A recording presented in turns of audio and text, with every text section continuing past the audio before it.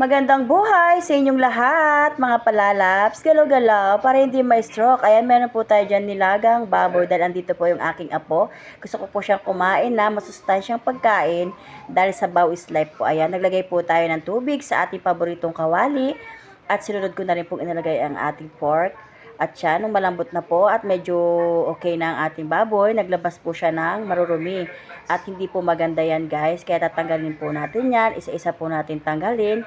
At nang okay na po siya guys, ilalagay na rin po natin dyan ang ating dalawang pamintang supot na buo.